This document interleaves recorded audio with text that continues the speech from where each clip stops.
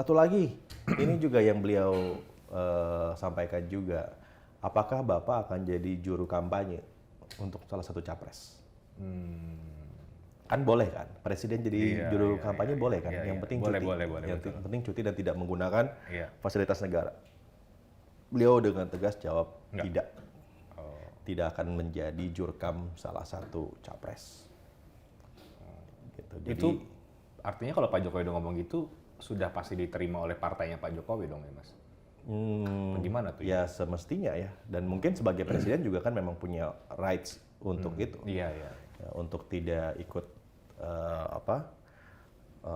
terlalu cawe-cawe ya dalam tanda kutip pada bagaimana publik memilih siapa pemimpinnya gitu. Meskipun boleh tapi Pak Jokowi mengambil pilihan sikap untuk enggak ya. Ya wise juga sebetulnya Mas ya. Wise ya melihat konstelasi yang sekarang ada, sebetulnya barangkali akan lebih fair untuk jika memang mau melakukan endorsement dengan cara yang tidak terbuka, gitu ya. Karena kan kalau misalnya beliau melakukan endorsement, saya yakin Bapak Presiden itu membaca data, baca survei. Kita semua tahu bahwa telunjuknya Pak Presiden itu harganya 16% mutlak, nambah suaranya tuh. Dan kalau ditambah lagi dengan akan mempertimbangkan pilihan presiden, itu menjadi sekitar 56%. Jadi kalau presiden bilang A gitu ya, itu barangkali 56% suara itu akan goyang tuh mengikuti apa yang presiden sampaikan. 16%-nya mengikuti pasti. Gitu, siapapun yang ditunjuk oleh presiden. Mungkin beliau tahu itu. Dan sangat bijaksana ketika beliau mengatakan tidak ingin menggunakan itu privilege itu gitu ya. Ya bisa jadi ini sebuah kebijaksanaan dari seorang Presiden Joko Widodo, orang Jawa yang kita sama-sama tahu kan betul-betul rasa yang dikedepankan kan ya, rasa relung pikir dan macam-macam gitu. Tapi itu beliau sampaikan ke kami-kami gitu ya. Ya kalau kemudian kita semua di sini masyarakat, elit-elit politik membaca arahan dukungan Pak Jokowi ke A, ke B, ke C, ya itu kembali lagi ke asumsinya masing-masing. Betul. Jadi kalau saya melihat begini, ini buat para capres terutama ya, bukan publik malahan. Ini serius nih ya. Ini buat para capres. Memang harus pandai-pandai membaca statement, pernyataan, gestur dari Bapak Presiden gitu ya. Jangan sampai salah juga, karena kalau saya lihat justru beliau ingin sedikit menarik gitu ya dari konstelasi ini gitu. Saya nggak coba untuk menjadi naif ya di sini ya. Tapi kan kita tahu bahwa Pak Jokowi itu kan man of the word. Apa yang diucapkan dipegang gitu kan ya. Presiden ini kan ini orang Jawa nih. Apa yang udah dikeluarkan itu dipegang gitu, komitmennya, janjinya, dan beliau mengatakan begitu. Saat kami bilang juga apakah ini boleh kami beritakan gitu, oh, silakan gitu, nggak apa-apa. Silakan gitu. Dan para capres, kabar baiknya adalah apa? Mungkin akan lebih fair. Iya. Ya, akan lebih fair. Sekarang ini dengan hasil survei yang ada nih, Re. Kalau presiden pilih salah satu, menangnya mutlak. Menang. Iya. Bahkan untuk Mas Anies sekalipun, misalnya nih presiden pilihnya Mas Anies nih. Jadi Pak Jokowi justru mau menarik diri, Mas? Ya, beliau mengatakan begitu. Apakah Bapak akan menjadi juru kampanye bagi salah satu capres? Enggak, saya enggak akan. Jadi para capres juga jangan terjebak dari... Kita tanya lagi, tapi Bapak boleh loh Pak jadi jurkam itu. Itu tidak dilarang oleh undang-undang gitu. Iya saya tahu, tapi saya nggak akan jadi jurkam. Gitu.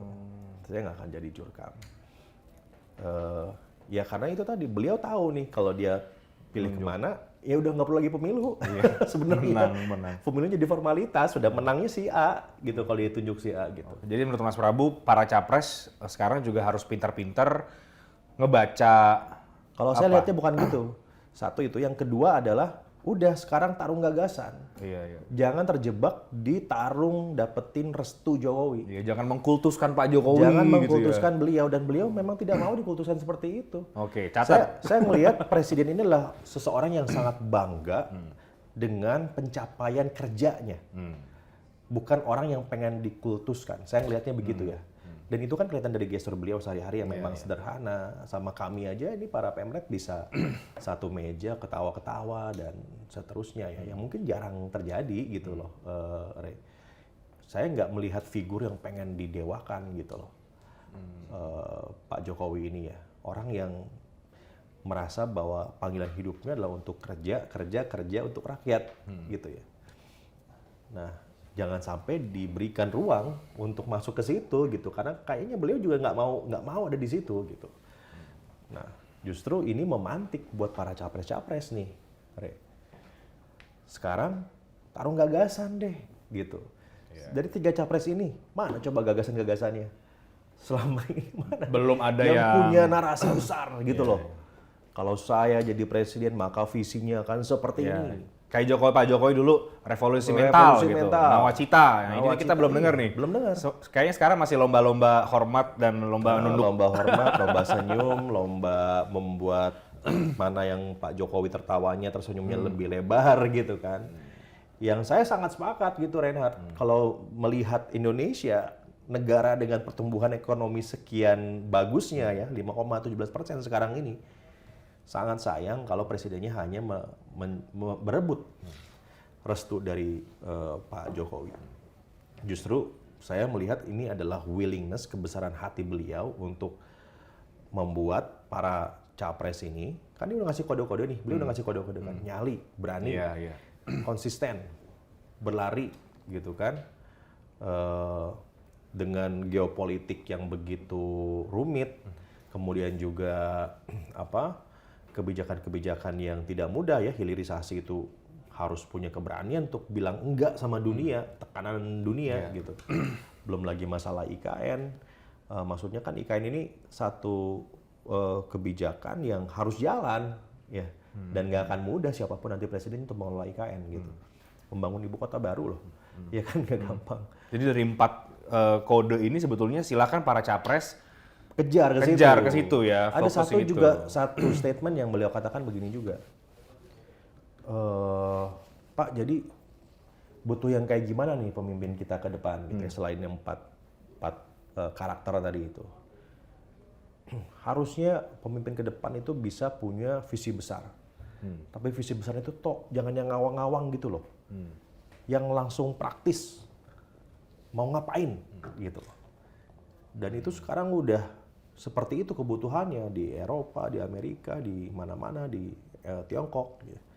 Beliau katakan, yang punya program visi besar yang praktis, mau bawa Indonesia kemana, gitu. Itu yang ditunggu-tunggu dan beliau melihat belum ada sekarang ini. Gitu. Beliau melihat belum ada nih sekarang yang tarung di gagasan besar ini.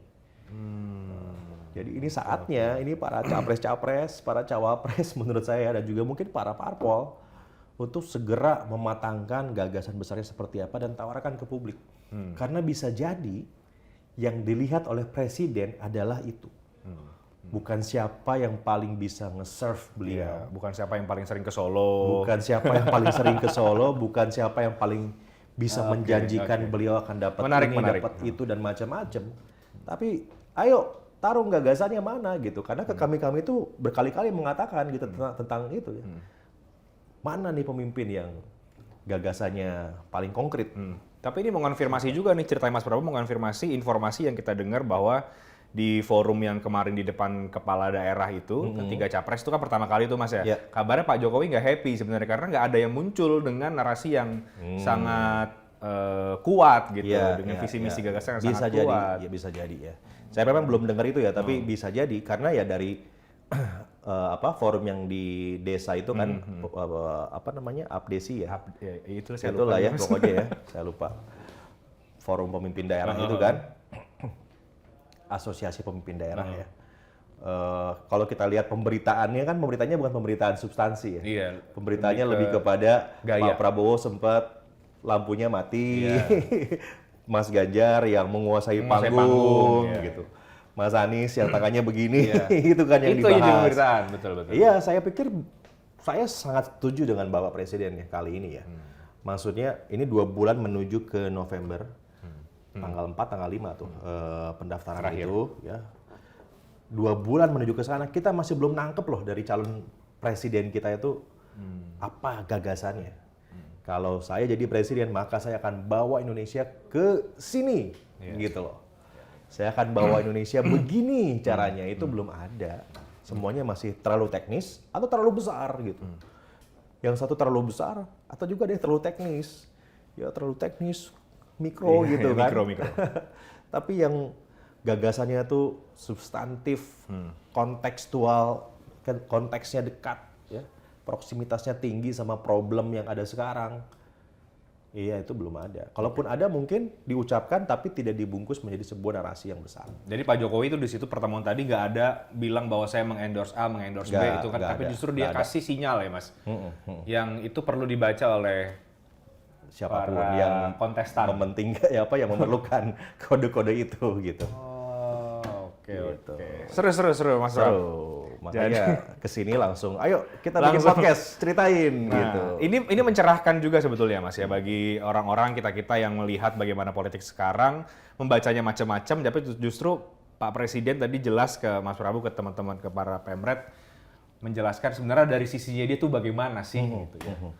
Oke. Kecuali kalau Bapak Presiden merupakan ini ya, aktor yang lihai, menyembunyikan banyak hal sama kami ya, itu beda lagi. Tapi what we seen at that time adalah tadi yang saya ceritakan. Ya, segamblang itu beliau mengatakan kepada kami gitu. Oke, jadi kita tunggu, ayo para capres-capres, silahkan yang di kedepannya adalah gagasannya. Gagasan. Bukan senyumnya ke Pak Presiden, bukan hormatnya, bukan kunjungannya ke Solo. Iya, Oke. iya.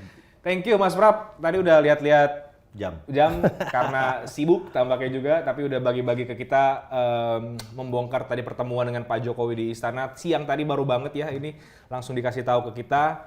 Nah, setelah ini pasti akan rame, banyak yang juga mendiskusikan, dan karena kita akan naikin juga di pemberitaan ya. Iya, pastinya. Harus naik cepat nih. Harus naik cepat. Biar publik cepat tahu. Dan para capres juga ngebaca supaya bisa langsung respon, nyiapin apa yang harus dilakukan. Thank you Mas Prabu Revolusi sudah berbagi Thank you, di Ray. podcast apa aja. Thank you. Saya Hasri Hait pamit. Thank you.